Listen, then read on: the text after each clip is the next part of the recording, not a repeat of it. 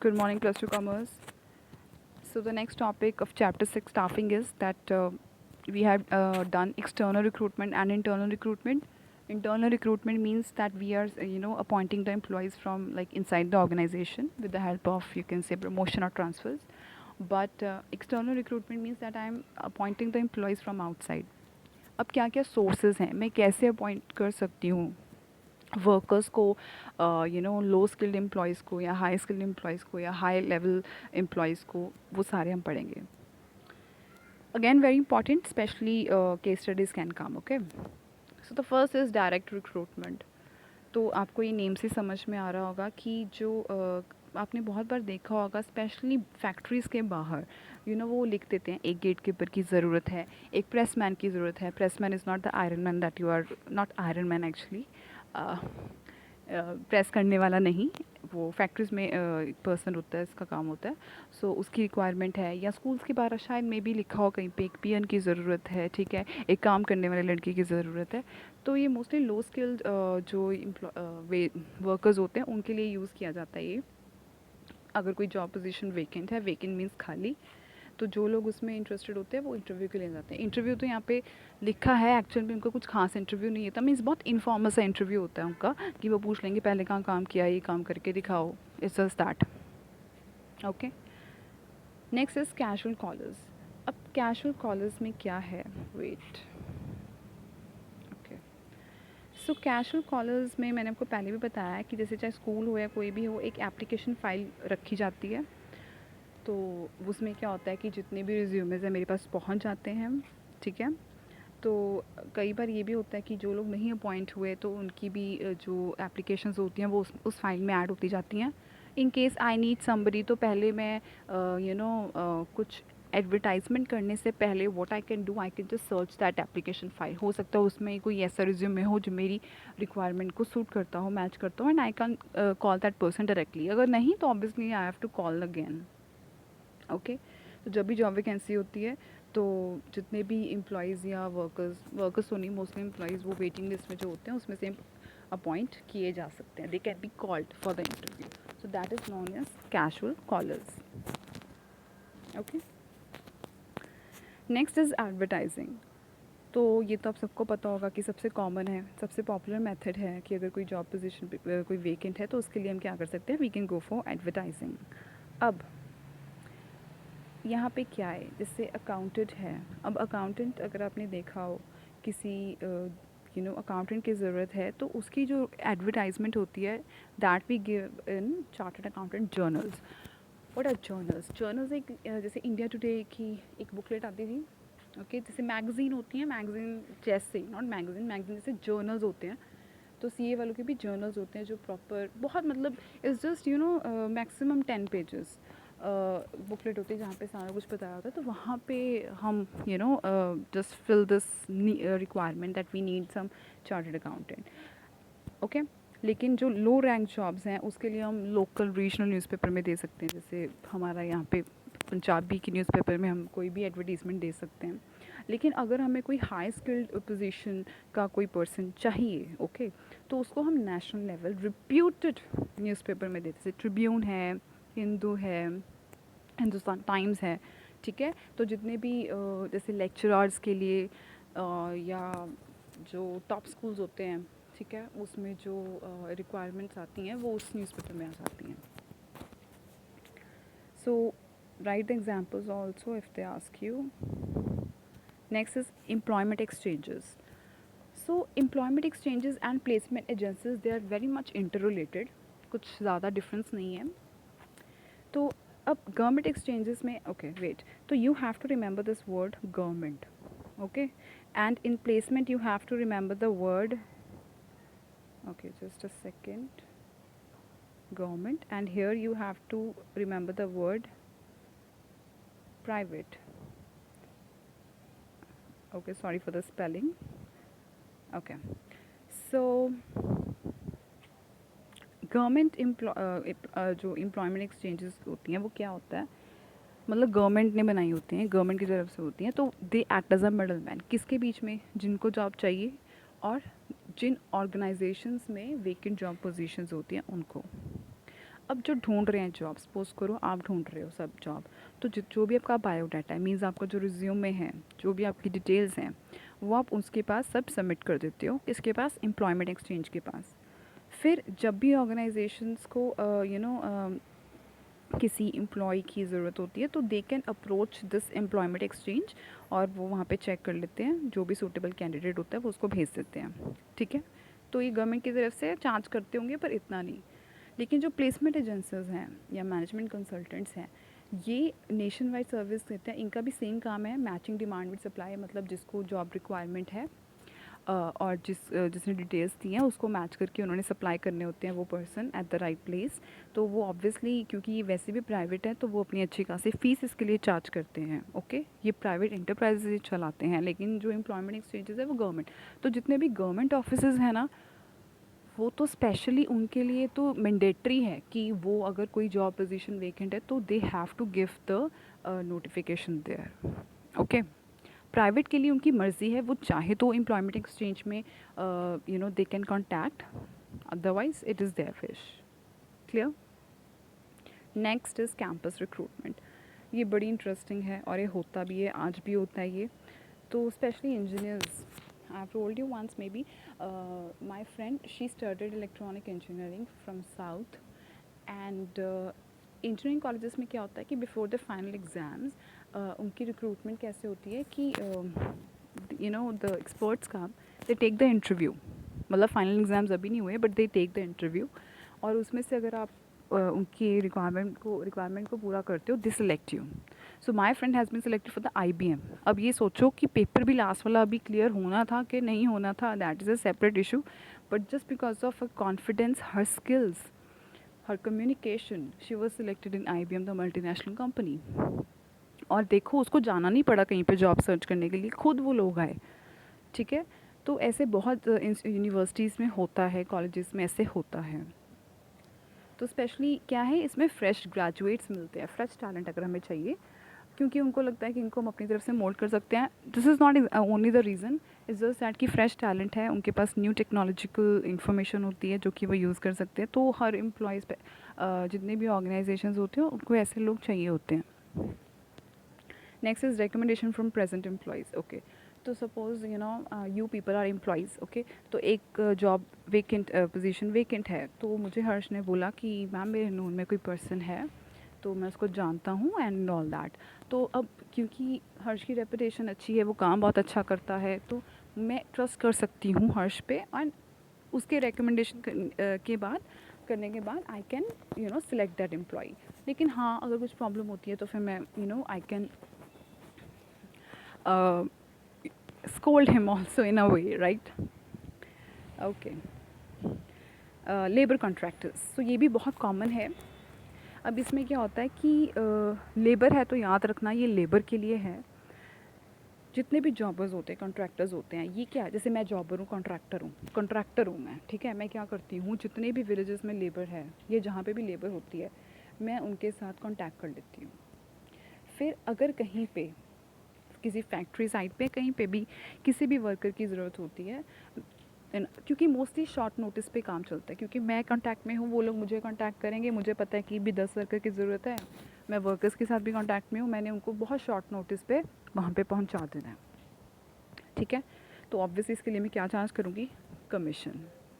ठीक है, तो इसके लिए लेबर्स भी हैं, वो अच्छा कांटेक्ट अपना बना के रखते हैं, क्योंकि अनस्किल्ड वर्कर्स होते हैं कहीं पर ना, इससे लेबर मंडी होती है, यहाँ पे बहुत लगती है लुधियाना में, क्योंकि वहाँ पे वर्कर्स बहुत ऐसे भी हैं जिनके पास ज़्यादा काम नहीं होता, तो किसी फैक्ट्री में कुछ निकाल ले गए या कोई नई फैक्ट्री या कुछ भी है, तो जिसके नोन में होता है, जैसे जॉबर एंड कॉन्ट्रैक्टर, वो रेकमेंड कर देते हैं, वो भेज देते हैं उसको। ओके, रूरल विलेज एरियाज़ में भी स्पेशली वो कॉन्टैक्ट करके रखते हैं।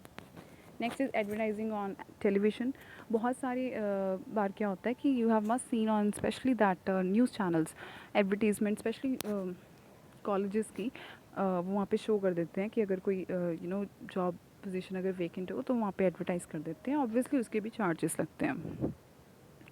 वेब पब्लिशिंग, इसमें जस्ट ये है कि कुछ साइट्स हैं, ठीक है, तो वहाँ पे से Naukri.com है, Monster.com है, तो मैंने भी एक बार आई डोंट रिमेंबर naukri.com पे ऐसे ही I was studying in post graduate और जस्ट फ्रेंड के कहने पे मैंने कर दिया and trust me they contact you तो they offered me a job in Feroze Gandhi market but I don't like I was not interested in that job तो मैंने छोड़ दिया बट वो क्या करते हैं ऑब्वियसली वो आपके लिए क्योंकि वो आपके लिए जॉब ढूंढ के दी है मैंने तो जस्ट एक अपनी क्वालिफ़िकेशन सब कुछ वहाँ पे ऐड किया था उन्होंने मेरी क्वालिफ़िकेशन अकॉर्डिंगली खुद मुझे एक जॉब रेकमेंड कर दी वो जॉब थी भी मेरे काम के रिलेटेड बट अगर मैं वहाँ पे चली जाती तो I have to give them some commission okay now what is the difference between internal and external recruitment तो you all know that internal आपको बहुत बार बता चुकी हूँ still we should do it again कि जो इंटरनल है वो हम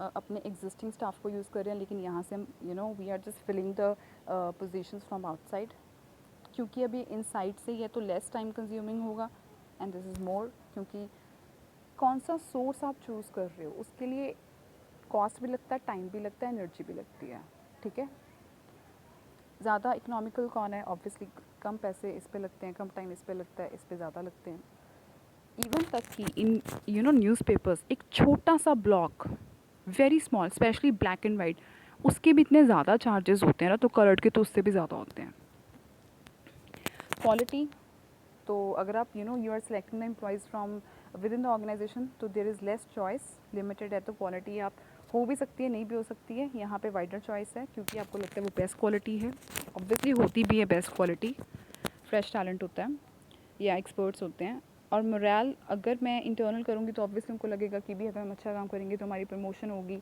तो वो अच्छा काम करेंगे तो उनका जो मोरल है मीन्स मोटिवेशन वो अप हो जाता है और अगर एक्सटर्नल रिक्रूटमेंट है तो उससे हमारे एम्प्लॉयज़ का जो मोरल है वो कम हो जाएगा उनको पता है कि हमें तो सिलेक्ट करेंगे नहीं ये तो जब चाहे इनको चाहिए तो ये बाहर से ही अपॉइंट करेंगे okay next is selection okay so selection का मैंने आपको पहले बताया it is a negative process क्योंकि इसमें हमारा काम है मोस्ट सूटेबल कैंडिडेट को ढूंढना ठीक है और वो कोई इजी काम नहीं है ट्रस्ट में बहुत टाइम लगता है इसका एक जैसे स्टाफिंग का प्रोसीजर है वैसे ही इसका प्रोसीजर है जो कि आपको स्टेप वाइज लर्न करना है एक स्टेप आपका if you just skip one step है ना तो आपका सारे स्टेप्स जो आपने आगे लिखे हैं वो टोटली रॉन्ग ज़ीरो मिलेंगे आपको जैसे I am telling you in advance सो यहाँ पे क्या होता है कि हम बहुत एप्लीकेशंस को रिजेक्ट करते जाते हैं और सिलेक्ट बहुत कम होते हैं तो रिजेक्शन ज़्यादा है सिलेक्शन कम है इस करके इसको नेगेटिव प्रोसेस बोला जाता है now what is a first step is preliminary screening तो आपने इसको बस यहाँ पे याद रखना है eliminating unqualified and misfit applications of candidates अब सपोज़ ठीक है मेरे पास एप्लीकेशन फ़ाइल है ठीक है मुझे चाहिए एक सपोज़ मैथ्स टीचर और मेरे पास पहली 5 एप्लीकेशंस आई हैं केमिस्ट्री टीचर की तो मतलब वो जो केमिस्ट्री वाली एप्लीकेशंस हैं ना दैट आर मिसफिट वो मुझे चाहिए ही नहीं तो वो तो ऑटोमेटिकली फ़र्स्ट स्टेप पे मैंने उसको मतलब एम्प्लॉय अच्छा है एक्सपर्ट है बहुत इंटेलिजेंट है डजेंट मैटर वो तो बात की बातें थी वो मिसफिट कैसे हो गई क्योंकि जो रिक्वायरमेंट है वो तो मेरा उससे बेसिक रिक्वायरमेंट मैच ही नहीं हो रहा तो दैट इज़ मिसफिट वो मैंने स्क्रीनिंग कर दी ख़त्म बाहर तो पहली रिजेक्शन तो यहीं पे होगी सेकेंड स्टेप सिलेक्शन अब सिलेक्शन में क्या है कि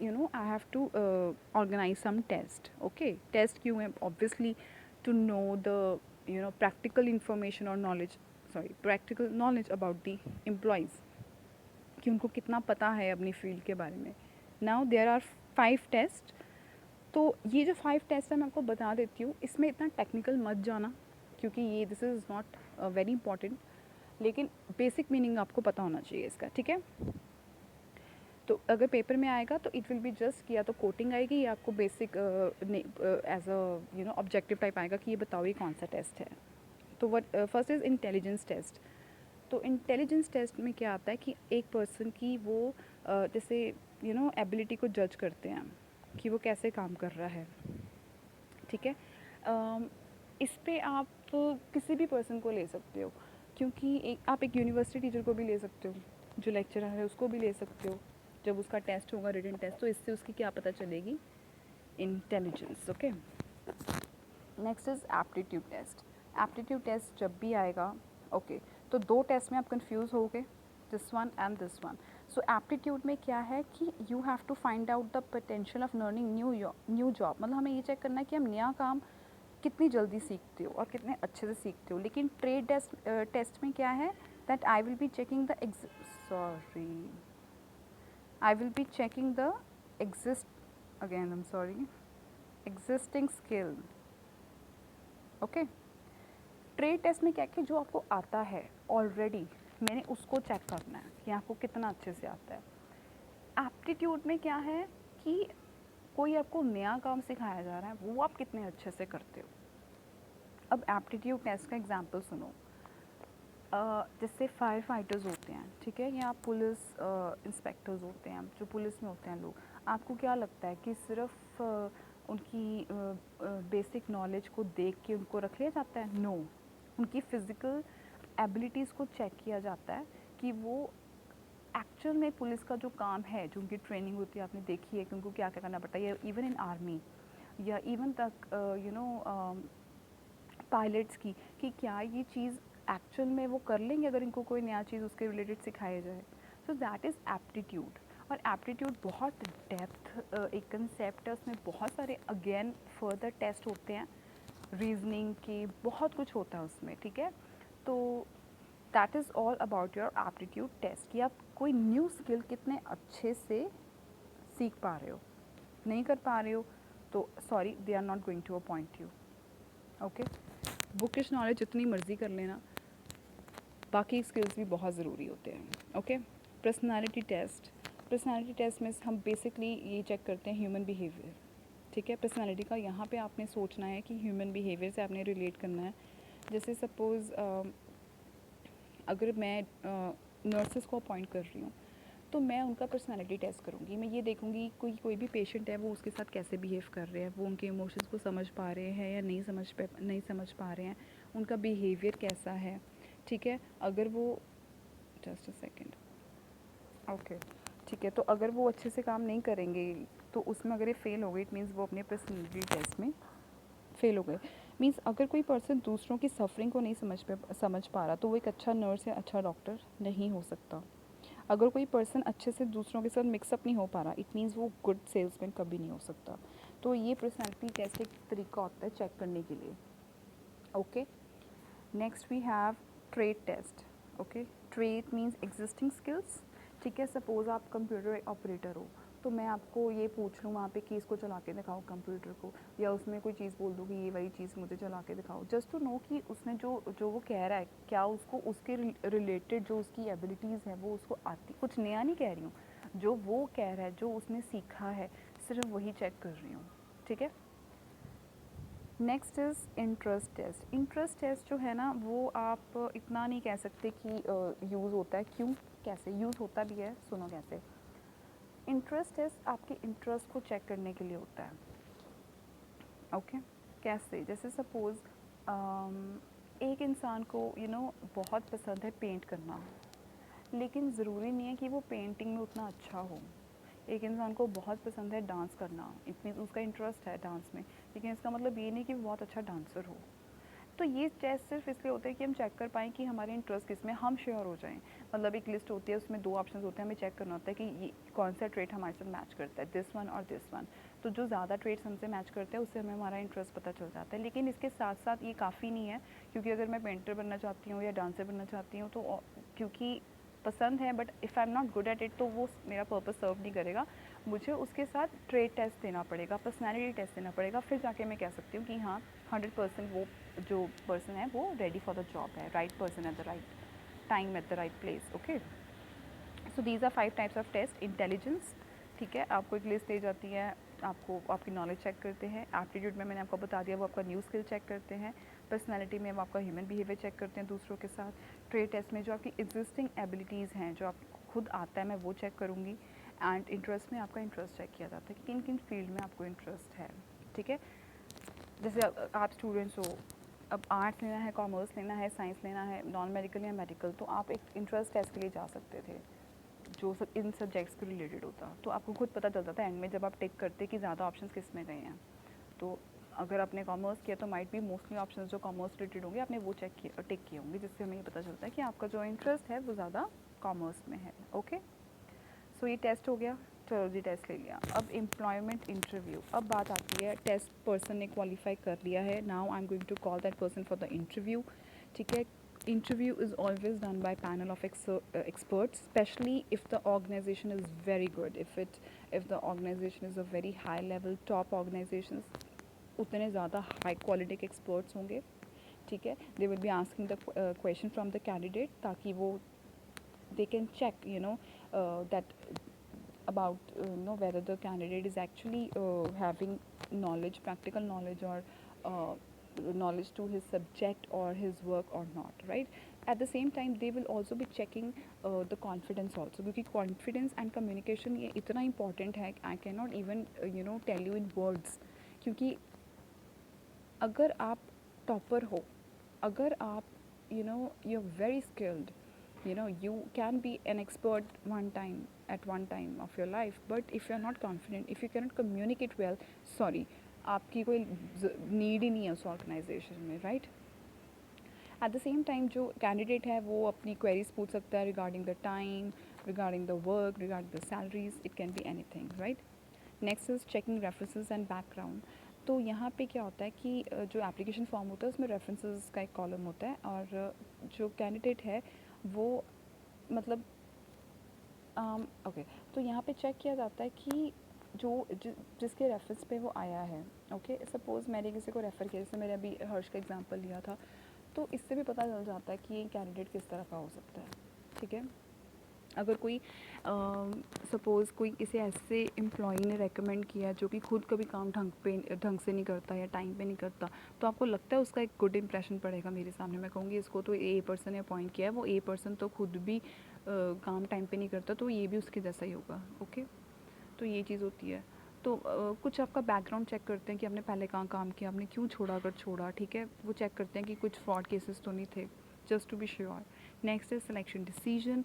तो यहाँ पे एक डिसीजन लिया जाता है कि सबके इंटरव्यूज़ हो जाते हैं कि अब कौन सा बेस्ट था। उसके बाद मेडिकल एग्जामिनेशन, गवर्नमेंट जॉब्स के तो मैंडेटरी है, even in private jobs also कुछ ऑर्गेनाइजेशन एम्प्लॉयज़ का टेस्ट करवाते हैं, वो टेस्ट रिपोर्ट साथ में अटैच होती है, अगर वो ठीक होते हैं तो उनको रख लेते हैं।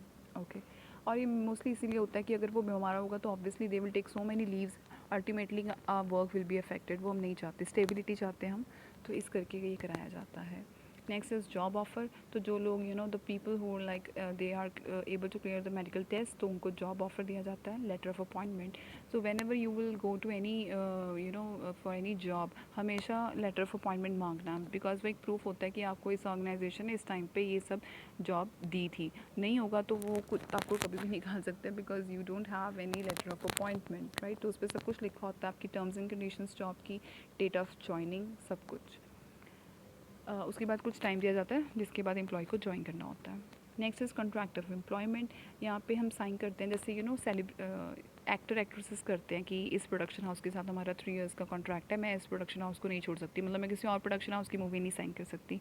Same with the other professions, जैसे टीचर का कॉन्ट्रैक्ट एटलीस्ट 1 ईयर का होता है कि आप बीच में छोड़ के नहीं जा सकते। येस, एक्सेप्शंस आर देयर, कोई शादी कर रहा है, कोई किसी की ट्रांसफ़र हो रही है, कोई शिफ्ट कर रहा है, तो ये जेन्युइन रीजंस है, इसमें तो कोई कुछ कर नहीं सकता, बट अदरवाइज़ आप ऐसे छोड़ के नहीं जा सकते, क्योंकि अगर ऐसे एम्प्लॉयज़ छोड़ने लग गए फिर तो स्टेबिलिटी नहीं रहेगी। ओके, उसमें और भी बहुत कुछ होता है कि आपका क्या काम है, क्या रिस्पॉन्सिबिलिटीज़ हैं, आपको कितनी पे मिलेगी। अलाउंसेस, अलाउंसेस पता क्या होता है, जैसे मेरी बहुत बड़ी ऑर्गेनाइजेशन है, ठीक है, मैंने आपको रखा हुआ है वहाँ पे, तो आपको मैं अलाउंस दूंगी, मतलब आपकी सैलरी तो मिल रही है, इसके साथ साथ आपको अलाउंसेस मिल रहे हैं, मतलब बेनिफिट्स मिल रहे हैं इन टर्म्स ऑफ सैलरी के साथ। कैसे? H R A means house rental allowance. उसमें क्या होता है कि जैसे आप मैं आपको घर का किराया देती हूँ, मतलब सपोज़ करो 15,000 आप कहीं पर रह रहे हो, तो वो मैं क्या करूँगी, उसमें से मैं आपको 7,000 दे रही हूँ, बाकी आप खुद से दे रहे हो, ठीक है? तो इट मीन्स मैंने आपको क्या दिया, बेनिफिट दिया, क्योंकि आप मेरी ऑर्गेनाइजेशन में काम कर रहे हो, तो मैं आपको HRA दे रही हूँ। तो 7,000 तो आपको कंपनी की तरफ से मिल रहा है, बाकी यू हैव टू पे। अब आप चाहो तो 7,000 वाले घर में भी रह सकते हो, बट आपको रहना ही 15,000 वाले में थे, तो एक्स्ट्रा आप खुद पे करोगे, ठीक है? और ऑर्गेनाइजेशंस भी ये एम्प्लॉय के लिए करते हैं ताकि उनका मोरल अप रहे। एट द सेम टाइम कुछ अलाउंसेस टैक्सेबल होते हैं, कुछ पार्शली टैक्सेबल होते हैं, कुछ नहीं होते, तो इसके लिए भी किए जाते हैं। ओके, लीव रूल्स क्या हैं आपके, आप कितनी लीव ले सकते हो, कितने आवर्स आपको वर्क करना है, डिसिप्लिन रूल्स, ठीक है, जैसे हम कहते हैं कि mobiles are not allowed, smoking is not allowed, so like that. Probation period होता है कि ट्रायल पीरियड होता है, जब एक स्पेशली वर्कर को रखा जाता है कुछ टाइम के लिए just to check. Okay, so okay so okay, the selection process is done. Staffing process के अंडर सिलेक्शन आता है, तो पहले स्क्रीनिंग होती है, मिसफिट एप्लीकेशंस को निकाला जाता है, उसके बाद टेस्ट होते हैं। After that interview is taken, we check the background and references, and then we take the decision very wisely. Those candidates who are selected, they have to give their medical certificate, and after that they are offered their job means appointment of letter मिल जाता है, and at the end they have to sign the contract of employment जहाँ पे सारा कुछ लिखा होता है। Next is, and the last topic for today is recruitment and selection difference. So again it's very easy.